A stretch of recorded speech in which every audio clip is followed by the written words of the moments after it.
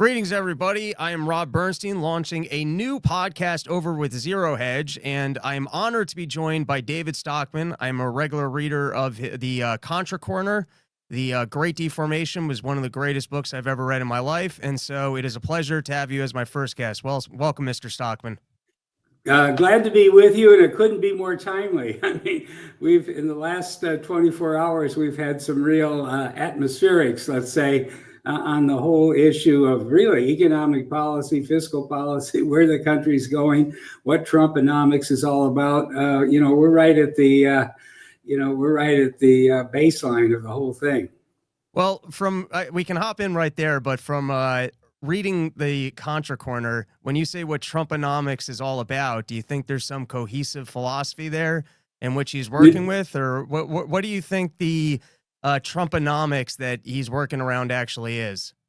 No, I don't think there's anything cohesive, coherent, consistent, historically grounded, or theoretically logical about it. I think it's just a dog's breakfast of observations, prejudices, seat of the pants theories, and impulses that he's picked up over the years and responds to in a very glandular way, without much information and without much thinking.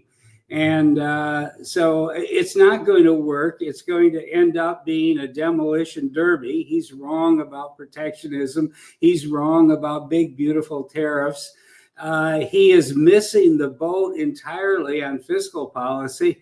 You know, when you look at what they're dealing with down there on the next 10 years, just the baseline, what CBO says will happen if we have no change in policy and a kind of a strong full employment economy as far as the eye can see. If we have that, you will generate 22 trillion of additional debt over the decade on top of the 37 trillion we already have. But more importantly, that 22 trillion assumes that all of the 2017 tax cuts expire as they do under current law. That's the logical way to look at it. That's the convention, for budget forecasting. And now, they're trying to tell us, well, it doesn't really, this plan, the one big beautiful bill, isn't the abomination that Elon Musk said it was yesterday. He nailed it because, the tax law is just being extended. Well, okay, if you're just extending existing tax law, if you want to look at it that way, then what we have is about 89 trillion of spending built in over the decade.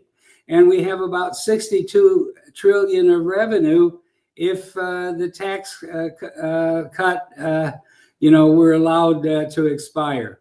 So, that's 27 trillion of debt. And they're doing not a damn thing about it. There's some minor cuts in Medicaid, some kind of token cuts in food stamps. And the rest of it, all of these big entitlements are given a free pass. So the whole thing makes no sense. Not the trade policy, not the fiscal policy. The worst part of it is the immigration policy. We desperately need entry-level workers, low-skill workers, because the native supply of workers is dried up. The babies weren't born. They're not there. And so if Trump's now going to come in and deport millions of them, through roundups at workplaces, we're going to have a third dimension to this problem, and that is a severe labor shortage. Now, how that adds up to what he calls a new golden age of economic prosperity is beyond me or anybody who's got some historical knowledge and understanding of the big picture economically. So we laid out a couple of different things there, which includes the tariffs, the deportations. But let's stay on the big beautiful bill for one moment here. Sure. So Donald Trump attacked Rand Paul yesterday. I'm going to read his tweet. He said, Rand Paul has very little understanding of the BBB, especially the tremendous growth that it has coming. He loves voting no on everything. He thinks it's good politics, but it's not. The BBB is a big winner. Can you take on Donald Trump's claim here that the BBB will somehow lead to economic growth? Well, I don't know how it can, because the only thing it does is extend tax cuts that are already in place. So we can look at the period from 2017 December, when the original Trump tax cut was adopted, through 2024, and we see that the economic growth rate was subpar. It was barely 1.6, 1.7% annually. Now, if you're simply going to extend what you already have, and you have a track record that proves it doesn't lead to any, explosion of growth, I don't know. He's just making it up. Trump makes up anything that sounds good, that seems like a justification. The fact is, it's going to make the economy worse, not better, because this built-in debt is going to be compounded or added to, as I just said, by $27 trillion over the next 10 years. So now, what I think Trump doesn't understand in the slightest is that our economy is being crushed by too much public and private debt already. And by that, I say not just the 37 trillion of federal, but if you take the household debt, which is over 20 trillion, business sector debt, which is also over 20 trillion, financial sector, the total debt on the US economy is 102 trillion. And so therefore, the economy is lugging around a debt burden like has never been, experienced before. It obviously is a growth retardant. Growth, it represses growth. And now we're in a situation where if interest rates rise even by 1%, and that's easily could happen because it has constantly over time, that will add a trillion a year of interest expense to the US economy on top of what's already there. So, we have an economy that's in big trouble, and this one big beautiful bill only makes it worse. So on the topic of Trump just making things up, I think that's partially his brilliance from a marketing standpoint, is that he's clearly able to sell himself to the American people. The Trump loyalists get behind him. It's always 4D chess.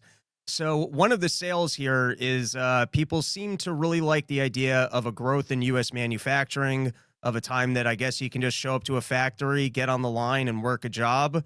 And you were saying that the current debt levels in our country are kind of the retardant on growth. What is, in your opinion, what has gotten rid of American manufacturing, and is it important for America to even being manufacturing goods? Well, actually, I think he's right on the offshoring of our industrial economy, the loss of millions of manufacturing jobs and related jobs, but he's totally wrong as to the cause. The cause is not as foreign suppliers are cheating, or foreign governments are nefariously engaging in unfair trade practices. In fact, if you look at our average tariffs and those of the EU or of China or of the Eastern Pacific exporters like South Korea, Taiwan, etc., our tariffs are as high as theirs. Our non-tariff barriers are as significant of theirs. One of the big non-tariff barriers allegedly is governments subsidize their exporters, their manufacturing industry. Well, the biggest subsidizer of industry in the world is the Pentagon, $1 trillion budget, several hundred trillion that go to purchase R&D as well as procurement. All of that, gives an advantage to our manufacturers and to some degree our tech firms. So there's nothing to the whole charge that we're in a battle with the rest of the world because they're cheating and we're going to win back what is rightfully ours. That's just Trumpian rhetoric. It's nonsense. There's no factual basis to it. It's something he's been saying since the 1970s because that's what he believes. And remember, one of the things about Trump is that he's fact-free when it comes to the positions that he takes. So what's the real cause, ironically, is our costs are way too high, and that's a function of the Federal Reserve. If you look at China today, their fully loaded manufacturing wage is about $10 an hour, and that's benefits, taxes, and pay. It's $40 an hour on average in manufacturing here, so it's 4 to 1. If you look at Mexico, it's $40 here and $5 there. So the problem is our costs are way too high, and they got too high over decades and decades of the Fed pursuing a pro-inflation policy. I've been at this for a while, and I can tell you in the 1970s or even 1980s, there was no view that said, oh, we got a deficiency of inflation. We're not getting enough inflation. We need the central bank to print more money and fuel a higher inflation rate. That's crazy. That is a policy that's late in coming. It was really adopted by Greenspan for whatever reason I can't figure out after 1987. And so we basically priced ourselves out of the world market.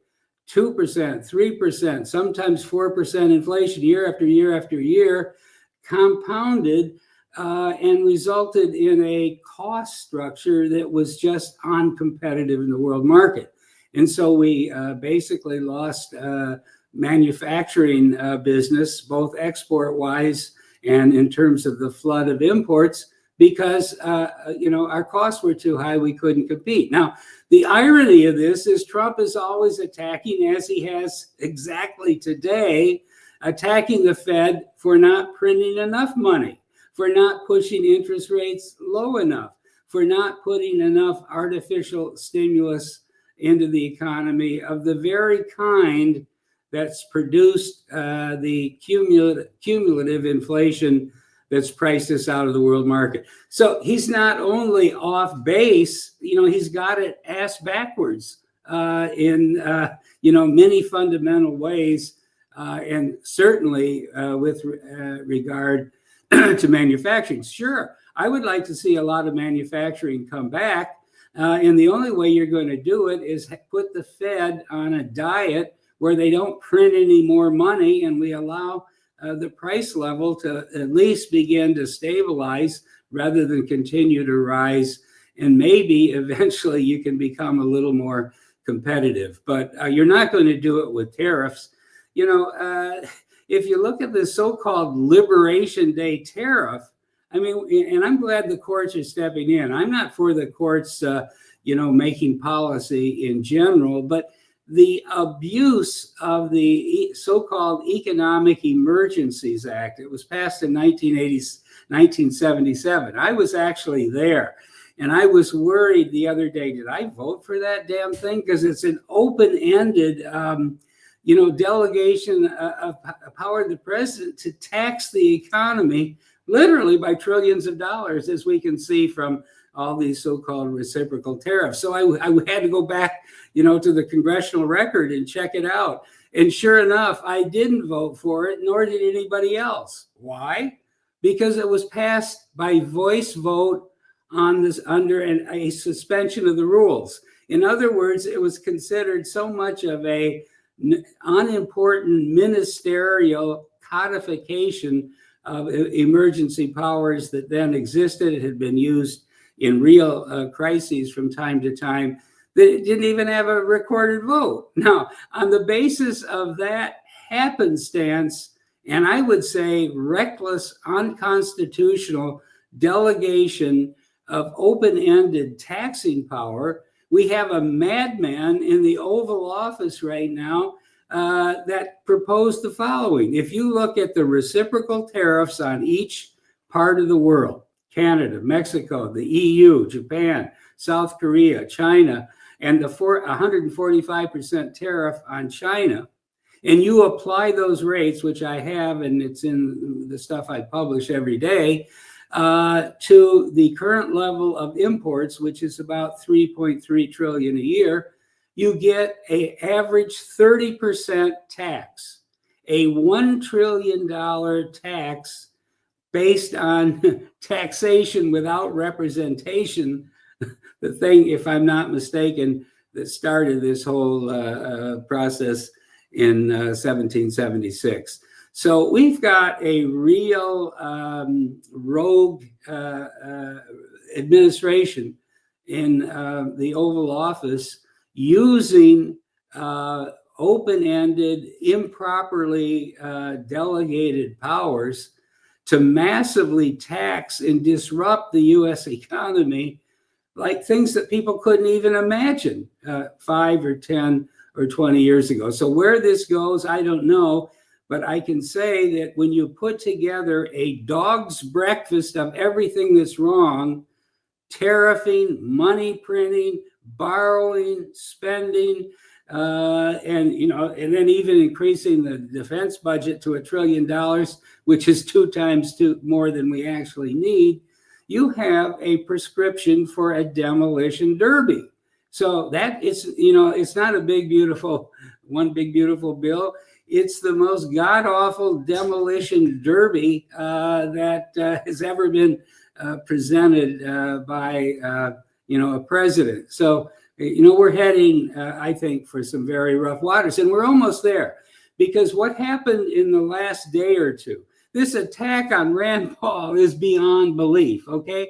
Rand Paul defended Trump over and over and over on Russiagate, on the J6, on the weaponization of the machinery of justice. Rand Paul was, the most eloquent, steadfast supporter he had, and yet he tells Trump the truth that this bill is not what it's cracked up to be. It's not what they told you it is, and there's no way I'm going to embrace raising the public debt ceiling by 5 trillion. And Rand Paul told him that, and he's right. And Trump went off the deep end and just let loose with all these epithets that he published yesterday. And then on top of that, a few hours later, you get Elon Musk coming along and saying, I can't justify this anymore. It's a god-awful abomination. And, in some ways, I can sympathize with Elon Musk because he gave it a yeoman's effort. He gave it a real college try, as they say. He finally figured out that all the money he thought was being saved wasn't being saved at all, because unless you have a rescission bill that cancels the budget authority under the 1974 Impoundment Act, you got to spend it, or the court will make you spend it. So you can cancel a bunch of these dumb foreign aid projects, or you can cancel spending at the public broadcasting system, but you're just going to have to spend it on something else that is probably equally bad. So he finally figured out we need rescissions. And after all of this atmospherics, after all of this, wasteful fraud, waste, and abuse fireworks, they barely came up with a rescission bill yesterday that is about $9 billion. I mean, it's a rounding error. It's a joke. And so it was like a big middle finger to Elon saying, okay, thanks for the effort, and here is a $9 billion joke, instead of actually doing something about, this $8 trillion per year budget that we have. So Elon let loose, and I think I sort of felt that way in 1985 when I finally had to leave the Reagan administration. The deficits were soaring. And I finally said, well, I can't justify this anymore. I can't rationalize it. I can't front for it. And I think maybe in some ways that's what Elon did yesterday. But it was the, warning bell in the whole process. Because I think the OBBBA, One Big Beautiful Bill Act, is dead on arrival. It will never get through the Senate after this. It's going to be cut to shreds and smithereens, and then we're going to be in a very bad way, because I think Trump will lose it entirely, and he'll be charging around the Oval Office, and his big fat fingers will be poking away at his keyboard, denouncing everybody and their brother, by the hour, as this thing falls apart. So you had the big 3-month-long honeymoon where all kinds of stuff was happening, and there were fanboys, Trumponomics fanboys, who found some logic and some benefit in all this. But now it's clear it was just a lot of motion that's leading to what I call a demolition derby. Well, I love the clarity on that. It's just terrible in your opinion. Also, I can be a little bit stone-faced when I'm concentrating, but I'm picking up what you're putting down. Cutting in here for a sec for a quick ad read. Listen, we're talking about some spooky stuff, and you want to make sure that you're prepared for anything. You do that by having your own power. If you want to be one of these people, you want to go live out naked in the woods, or if there's a power outage, you want to be the one person on the block whose television is still running, the air conditioning still going, and you're comfortable within your house, don't rely on this electricity grid. We know what Biden did with all those windmills. We know what happens when there's storms. We know what happens if you're living out in liberal California. You want to be self-sufficient, and you want to make sure that you've got energy no matter what? Well, what you need is the Grid Doctor 3300 solar generator from My Patriot Supply. This guy right here, it's an absolute beast. 3,300 watts of off-the-grid power that can keep your fridge, freezer, lights, even medical devices running when the grid power fails. And guys, crazy deal here. Crazy deal. You see those 2 solar panels behind the device? They're throwing that in completely free. That's an $894 value. And let me tell you guys, they're not cheap plastic either. These things are super durable. They're going to last through storms. They're going to last through heat. Whatever the elements throw at you, if you want to live off the grid or just be the one guy who doesn't have to rely on the electricity from windmills, you're going to need this thing.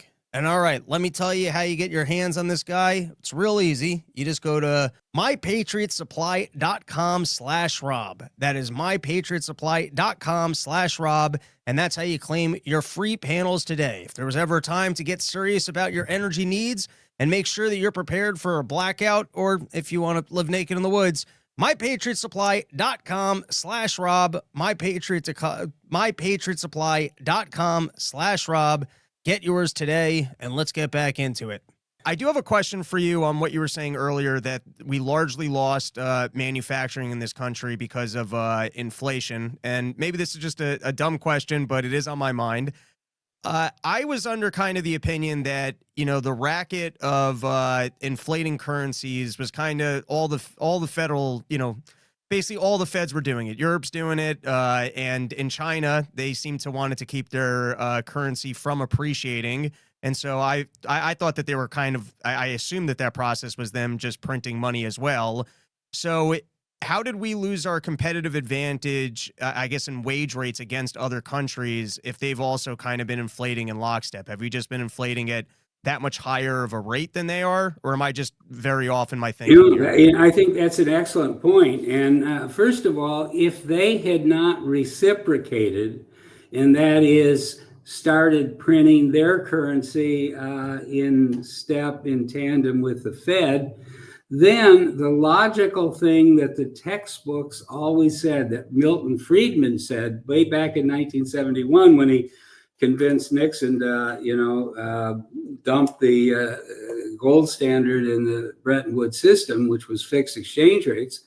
What was supposed to happen is that those trade surpluses would lead to some significant appreciation of their currencies.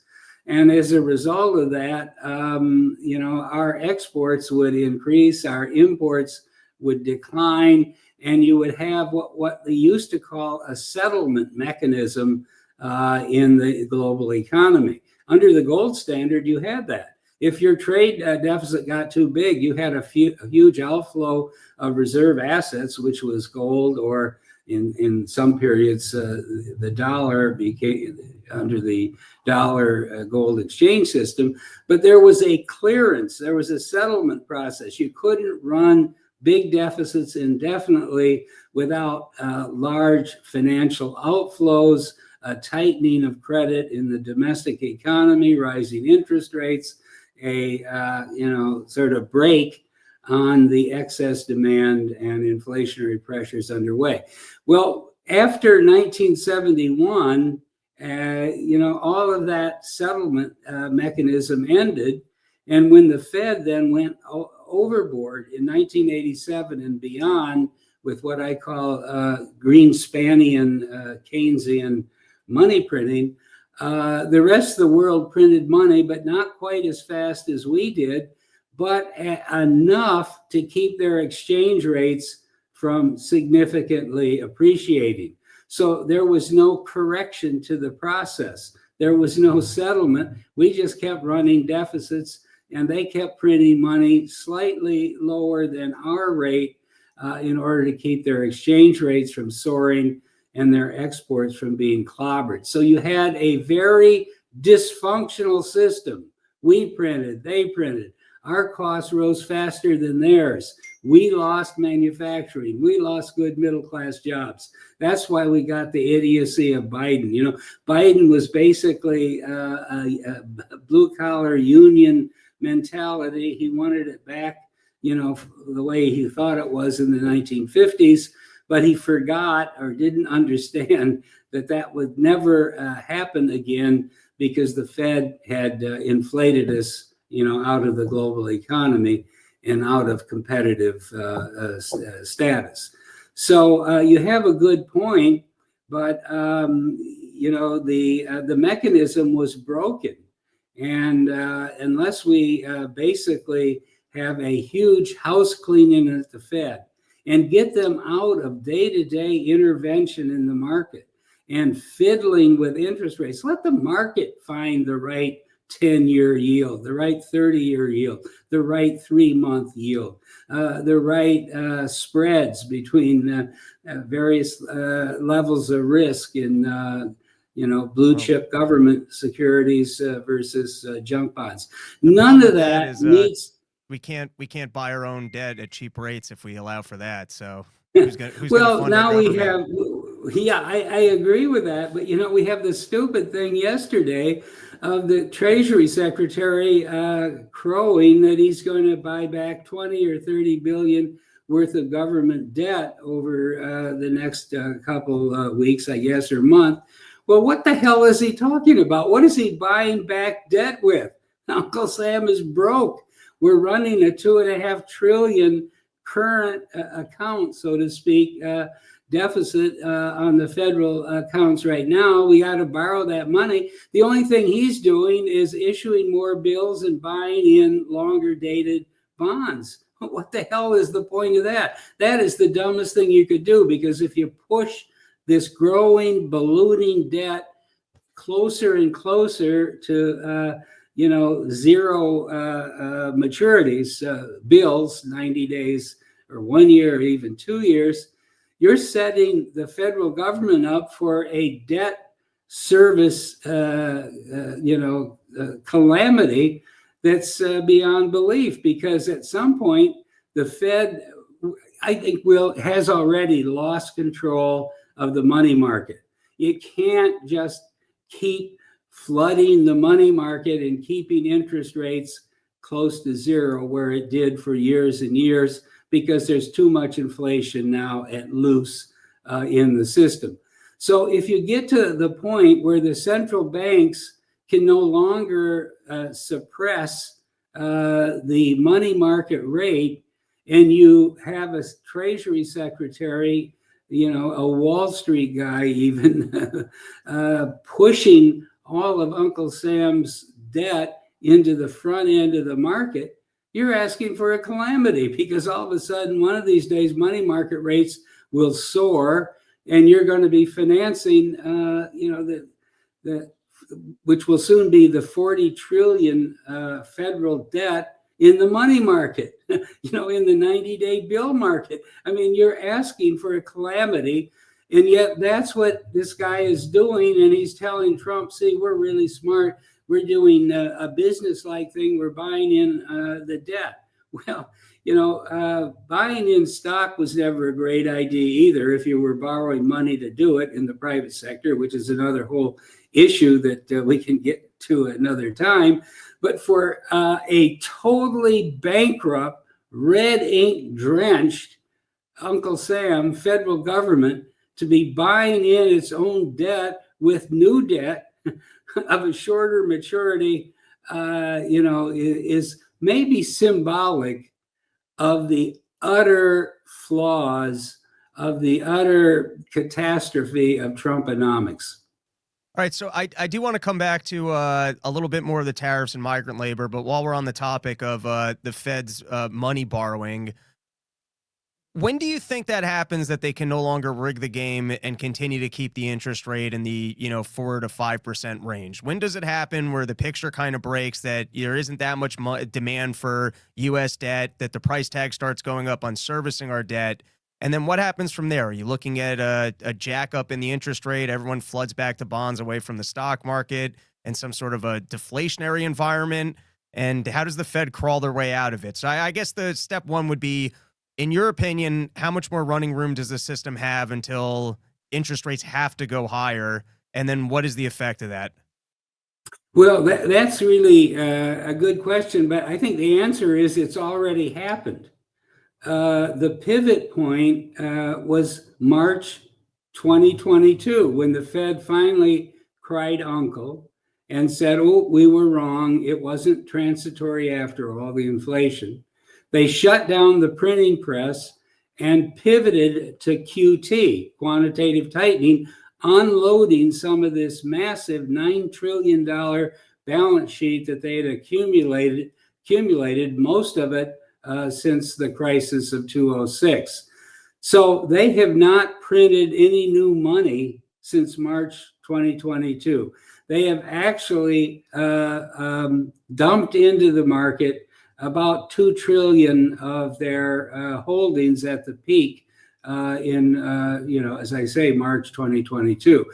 So the Fed is out of the rigging business, because if you're, you can't just ex cathedra pronounce interest rates should be, 3% or 5% or 4%, whatever their target at the moment is for the month.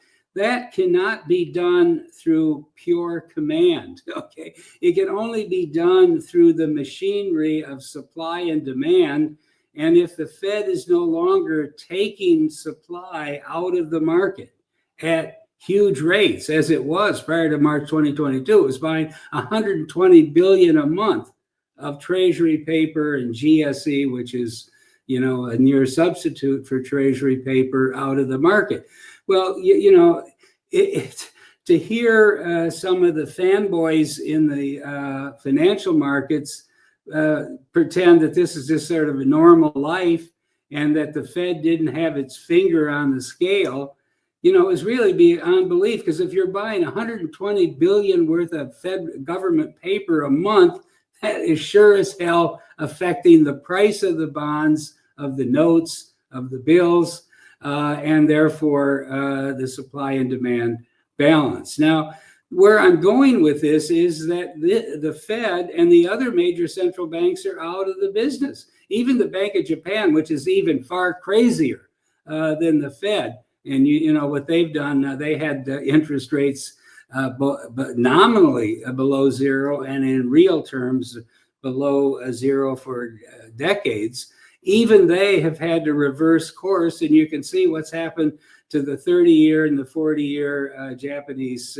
government debt. The yields have just exploded because they're actually being forced to retire some of the massive holdings of government debt that they have, rather than continue to accumulate. So this isn't just the Fed. This is the EU. This is the Bank of Japan, and all the lesser fry around the world are in the same boat. So as we go forward and the politicians continue to pretend that we're in the same environment that we were in for 35 years after 1987, where the central banks became the government debt buyers of last resort, where the central banks together had their big fat thumbs on the scale in the market, thereby creating falsely low yields and falsely high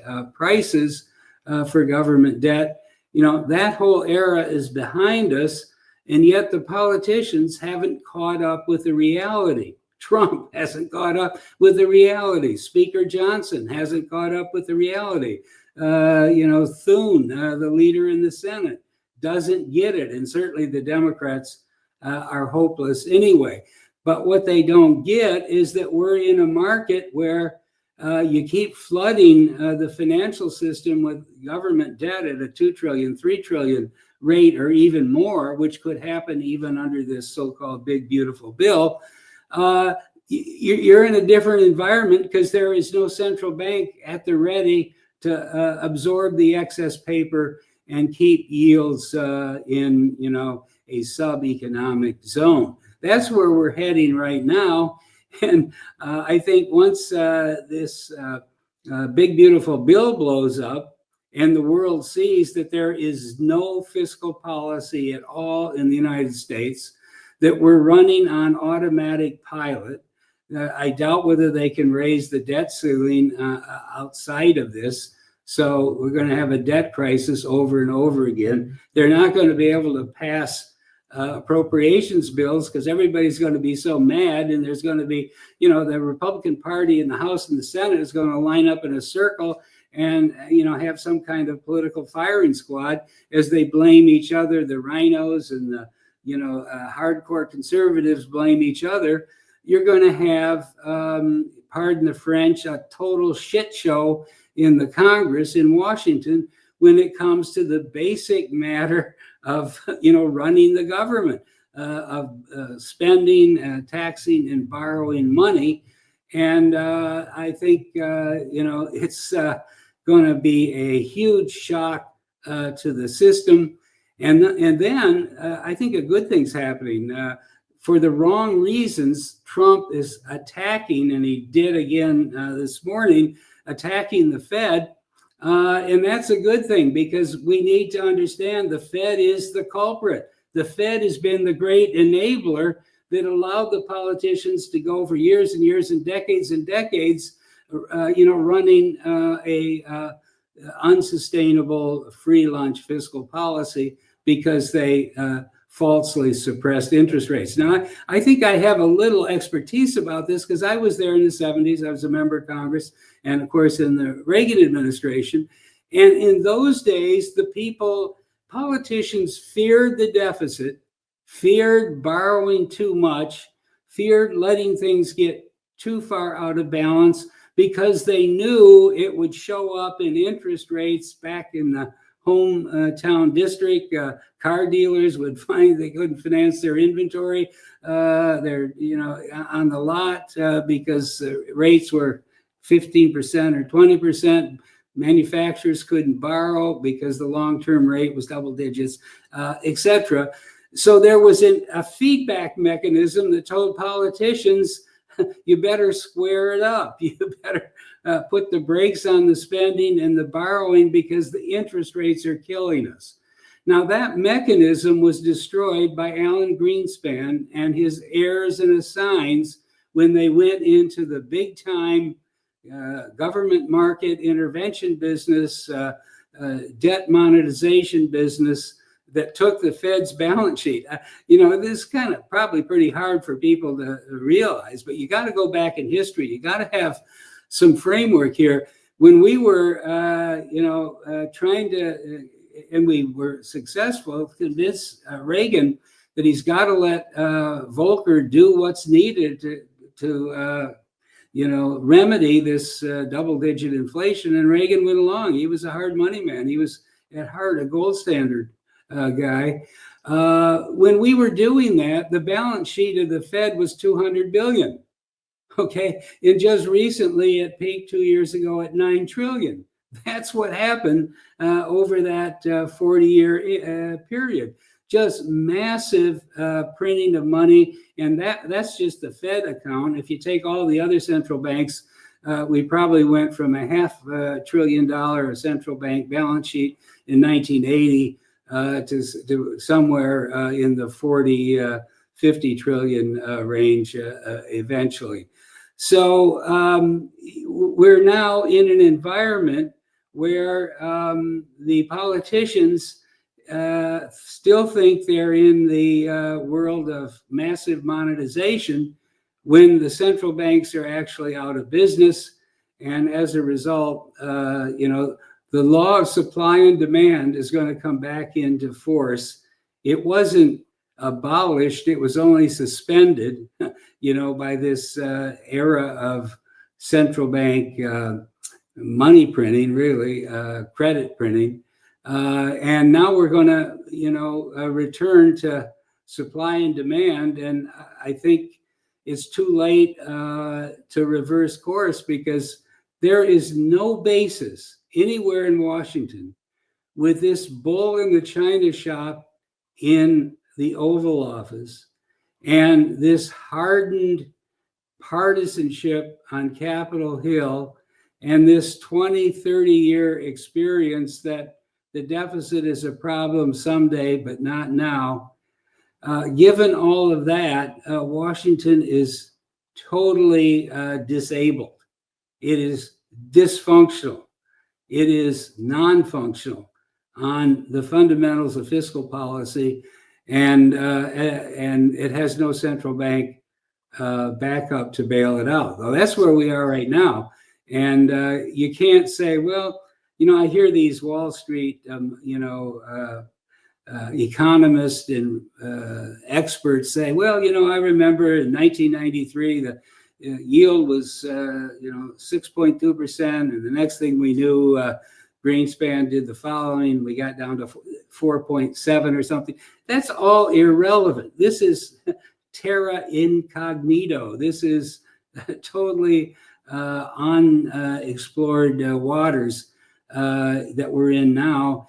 And it's very hard to predict where it'll go, but it certainly can't be good if you have this much government paper being generated every day and a decision-making system, a governance process totally paralyzed. And it will be completely and totally paralyzed, I think, within weeks and certainly months. Wow. All right. So I have to ask, firstly, I love a president who would criticize the Fed, but when you're criticizing the Fed that the interest rate is too high, I don't know that that's the right criticism of the Fed, but I guess it is fun to go, hey, the Fed is mismanaging it, and that's the problem, even if you have the absolute wrong picture of what the fix would be. I'm curious, though, so I guess in that view, the Fed is out of room. They can't go back and start quantitative easing again if things start to break. So why do you think that, I guess, in the next couple months that this is now the breaking point, that the Fed, I guess, can't re-engage in bailouts or quantitative easing or resave the system? And once that signal, I guess, starts coming through that, hey, the Fed will not just be able to step in and artificially keep the interest rate low, do you think we're going back to like the what Volcker? What did it hop up to 18% at some point or something like that? Yeah. I mean, the the prime rate, so-called, hit 20%, but the 10-year, which is the 10-year Treasury, which is the fulcrum security, pushed up into the 15 to 16% yield zone right in the late 1980, 1981. So now I think we're in an environment where we will suddenly learn that during this era of aggressive money printing by the Fed and all the other central banks, they actually had some helpers on Wall Street, in London, in the financial markets of the world. And that is, all the smart guys were buying what they thought the central bank would be buying next month, next quarter, next year. They were essentially front running the central banks, because the central banks had the stupid view that we need to be transparent. We don't want to surprise you. We want to tell you exactly what we're doing. And there was this whole theory of central banking that this was enlightenment. This was, this is the way we could talk the market into going in the direction that, in their wisdom, the 12 members of the Open Market Committee thought was important. But that was dumb as hell, because it gave speculators on leverage an opportunity to front run, buy what the Fed was buying, knowing that they could capture the yield, that the price was going to go up, not down, and they could leverage the paper they were buying, 95 cents on the dollar. So it was like a printing press. It was like, Christmas day after day for speculators in the debt markets. Now, the point that needs to be understood is that helped the central banks suppress yields and, prop up prices of debt instruments even more than would have been the case purely from the dollar to dollar intervention of the central banks. But what comes around goes around, as the saying goes. And it is pretty obvious that once the fast money, the smart guys down in the bond pits, realize that the central banks are out of dry powder, and they're not going to be engaging in large scale bond buying, they're going to start front running the other way. They're going to start front running declining prices and rising yield. And so the little helper that the central banks had over the period since 1987 is now going to be kind of a saboteur as they struggle with the environment we're in today. And once the fast money starts selling the bond, it's Katie bar the door, because on the margin, they're all on leverage. They want to get out of a losing arbitrage. And once they start selling, then sort of normal investors, banks, pension funds, insurance companies are going to get really nervous about the embedded losses in their portfolio. And they'll come up with all kinds of reasons why they need to lighten the load. And as they lighten the load, that is by selling the debt instruments that are going down, it'll only compound the downward crescendo. So these markets are not healthy. They have been rigged. They have been wrecked. They have been distorted by decades of central bank intervention and falsification of prices. And that has created all kinds of bad behavior, leverage speculation and debt, companies issuing debt to buy back their stock, thereby increasing their implicit and explicit leverage. All of these things are the consequence of not allowing honest financial markets. That is the law of supply and demand. That is, let the tens of millions of participants negotiate it out, in the bond pits and the stock pits day after day, without guidance and without the heavy thumb of the central banks. That's the only way the markets stay healthy. These markets are brittle. These markets are fragile. And all of the bad stuff that accumulated during those decades of central bank dominance are really the monsters that we're going to face in the decades ahead. All right, so I want to hit you with one last question. Before I do, let's take a second and do some plugs. I know that you've got the Substack Contra Corner, which I read. I think you put out about 3 a week, if I'm about right on that. And you've also got a number of other books, but I'll hand it to you if there's anything you'd like to plug. Oh, I think the main thing is this is moving so fast that you almost have to follow it by the day, and that's what I do. So my Substack, which is called David Stockman's Contra Corner, actually comes out every day. I might maybe miss I missed a couple. one. I got to go back in my inbox. Yeah, maybe it's too much for anybody to read, but right now there's so much going on, and what I try to do is put things in historical context. The world didn't start yesterday. What the central banks have been doing in the last while would have considered total heresy, nonsense, and even destructive 20, 30, 40 years ago. So it's important to have some kind of framework so that the day-to-day back and forth can be interpreted and understood. And that's really what I try to do. I love it because the books are so dense, and so getting the email, which is a couple pages, and I can read it, daily or the 3-4 times a week I'm seeing it. It's very digestible, and it's also so on point with what's happening right now. And you do such a great job of using the AI tools like the Twitter and just really pulling the real stats and kind of debunking what you're hearing, which is why I love it as a reader. For me, for plugs, I got an upcoming headline gig out in Las Vegas. I'm a stand-up comedian by trade. As much as I love these conversations and being as informed as possible, I do sling some jokes. So I'm headlining out in Las Vegas. You can find that at the Wise Guys Comedy Club. And then I've got my own tour going on. It's called Porch Tour, where I do shows from fans' backyards. You can find all those gigs at porchtour.com. I've got a long weekend out west, including Sandpoint, Idaho, Portland, San Jose, Reno, and then I'm opening up for Dave Smith out in Salt Lake City. All right, so let's delve in. I got one last question for you. For the American firsters out there who are all concerned with America first, can you give us the pitch for why the migrant labor is actually important to the U.S. economy? Why everyone, because I've seen, you've written on this quite a bit about, I guess, how reliant we are on some of the cheaper labor that comes over the border and how foolish we've been in basically making it that the only way that you can come here and do a job that a company would like you to have is by sneaking over the border.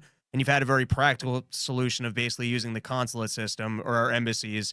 But I'm curious if you could kind of give the breakdown on why the average American, I guess if you walk into a restaurant, you walk into a hotel, or you've got your guys doing the construction on a project on your house and you see people from South America, you shouldn't be yelling, hey, that should be an American job. If you could just kind of give the pitch of why it's a win for the U.S. economy if we had more migrant labor. Okay, one, you're dealing with an iron law of demographics. The baby boom peaked in 1962. The birth rate, the fertility rate went down, relentlessly until by the end of the century, the 20th century, we were actually barely at the replacement rate or below. So workers weren't being born in the 1980s, in the 1990s, and the 2000s. And therefore, they're not, by that I mean native born new workers. And so they're not showing up in the labor force as we go forward. And the evidence for that is, if you look at since 2018, 90% of the growth in total employment in the United States has been from foreign born workers. And it's not because, well, there is a huge problem with welfare, and we're probably losing several millions of headcounts that should be in the workforce, collecting their food stamps and Medicaid and the rest of it. But even if you factor that in, there is very little growth in what are entry-level jobs. And it's not just manufacturing. In fact, it's the opposite of manufacturing. It's construction. It's in the food service industries. It's in the, chicken processing plants and so forth. There's no labor available. And so therefore, historically, half of economic growth has been from more labor hours, the other half from higher productivity. But we're at the point where without immigration of entry-level workers, you can't get labor hour growth. Their hours aren't there.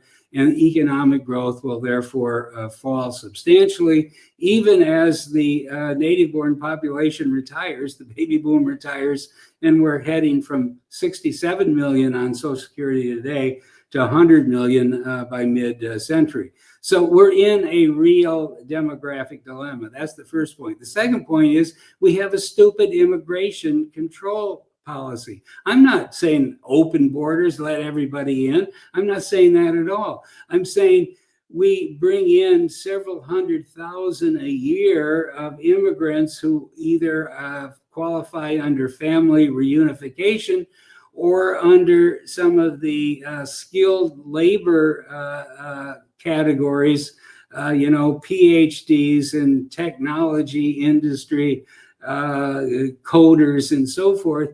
But when it comes to basic work that you're talking about in your backyard or in the restaurant or at the construction site, the only place that you're going to get entry-level workers on the margins through immigration. So why do we have an immigration policy that only allows 10,000 immigrants a year under the low skill category? That's a drop in the bucket. It's nothing. Now, if we raised that quota to, let's say, 300,000 a year or 500,000 a year, people could go to the embassy or the consulate in their own country, apply for a green card for this new quota of low skill workers, be vetted by the experts that we have in every embassy and consulate in the world. And, I think we have somewhat like 200 different facilities.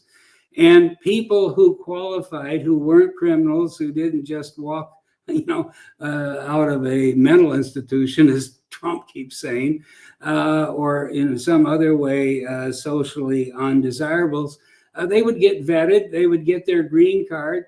And rather than having these criminal mules bring them across the border at very high prices, they could buy a ticket on JetBlue, and with their green card in hand, they could go to Kansas City and start working at the construction site that needs the labor. And that would dry up entirely this crazy nonsense at the border, because all those people are there not because some criminal cartel sent them. They're there because they want to work in the United States, and they can't get in under a employment quota, green card. So they have to pretend that they're asylum seekers, cross the border, because you can't even become an asylee, asylum. You're not qualified for asylum unless you come across the border and break the law and get arrested. I mean, this is the dumbest, most dysfunctional, idiotic system you could imagine. And yet both parties pretend it's the other party's fault. So rather than just open up the quota for low skill, bolster the resources in the embassies and consulates a little bit, send people who want to come here to work to 50, 60 different consulates and sites in Central America, Mexico, in South America, and elsewhere, the problem would end. And the real criminals who try to sneak through the border, I think, could be pretty easily handled by the Border Patrol because, the number of people that you would have to cope with would be reduced by 95%. So that's just pro-market rationality. But what Trump is doing is basically turning this into a political weapon. And the idea that when you have the idea of ICE raiding workplaces, it tells you that the whole thing is nonsense. Because in theory, these are all bad people and they're here freeloading on America, and you hear all this baloney.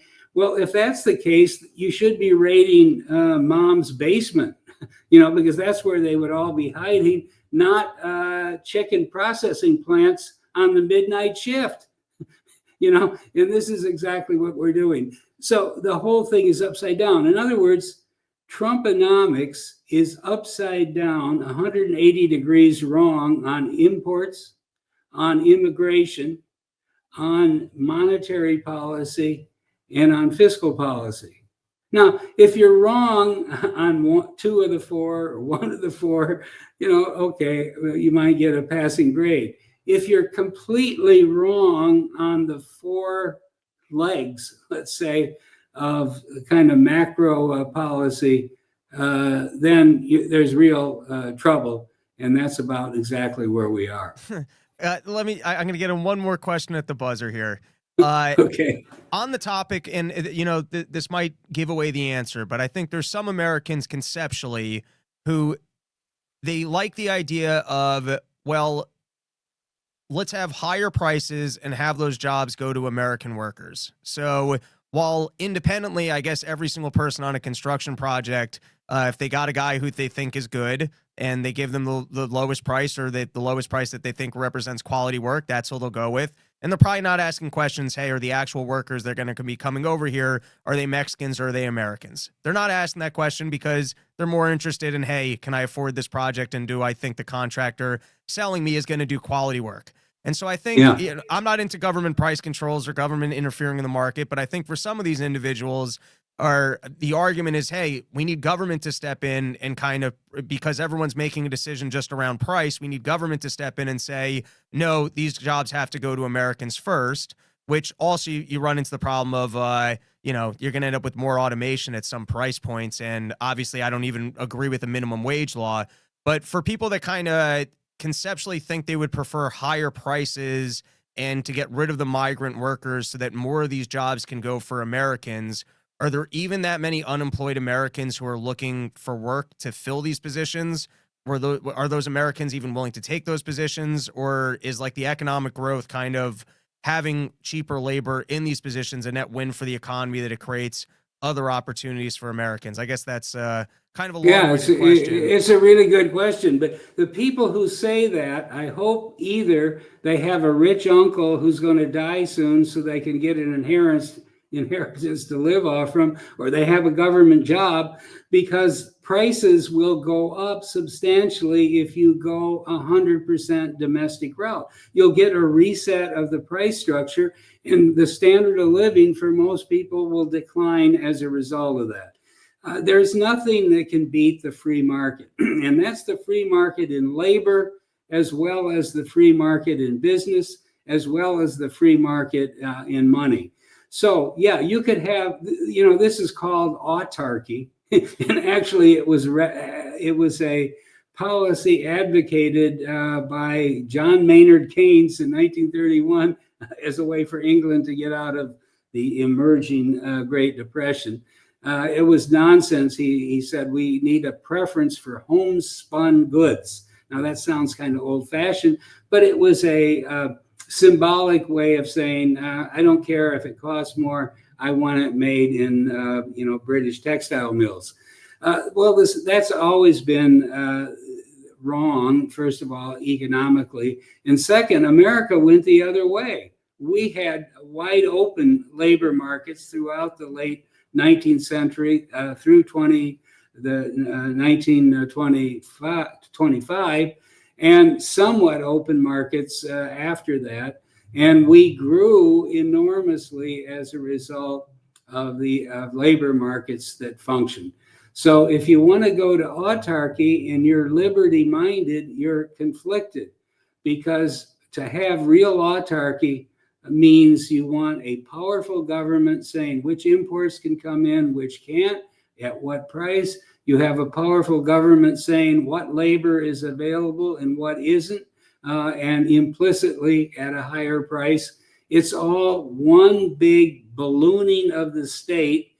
It's one big, crushing of liberty and free market opportunity that I think is the right way to go. Excellent. Thank you so much. This was an absolute pleasure. I've been wanting to do this since I read The Great Deformation years back, and it's an honor to have you here, and that Zero Hedge gave me the opportunity. So thank you so much. Great. All right. Great. And good to be with you. absolutely. And just a quick announcement. The show will be on a more regular schedule at the moment, still figuring out what we're going to be doing with it. There will definitely be other interviews with noteworthy individuals such as David Stockman, along with some recaps of articles on the main page. But that is it for today. And next episode is with Mike Mish Shedlock, who's another economist, I believe, a friend of yours as well. And Right. looking forward to that. That will be later in the week. All right. Thank you, everybody.